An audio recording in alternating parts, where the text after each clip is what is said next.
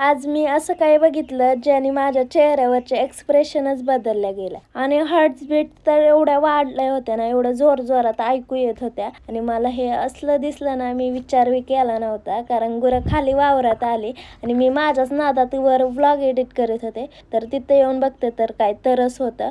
आधी मला वाटलं की कागद वगैरे आलाय की काय, असंच दिसत होतं सफेद कलरचं.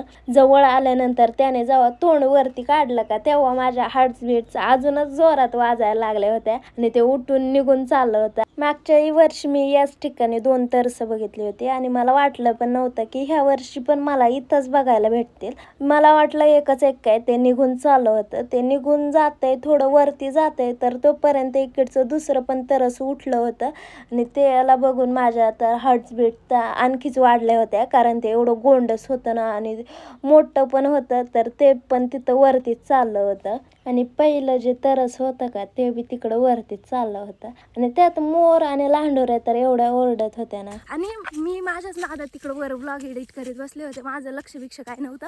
ते उगाच नंद्यान ते खाली आले तेव्हा मी त्यांना बघायला आले होते. तर मोर बघा तुम्ही, मोर बघा, जाऊ द्या. आणि मी माझ्याच नादात होते राव. ते कधी आला असतं माझ्याजवळ मला कळलं बी नसतं. मोर माझ्या पुढं पुढं चाललाय. काय झालंय आज? ते आवाज लय भारी काढत असतात आणि लांडोरा इकडे चालला. मोर तर माझा फ्रेंडच झालाय एक. तो त्या तिकडे असतोय, तो एवढा फ्रेंड आहे ना. तो गोल गोल फिरणार पण त्याच जागेवरती येतो. लोकांना गावाकडं फक्त शांतता दिसते, पण आम्हाला आमच्या गावाकडं कधी कोण भेटेल, कसं भेटेल, कधी भेटेल सांगता बी येत नाही. आज तर डायरेक्ट तरसाचं दर्शन झालं होतं, ते पण दुसऱ्यांदीच.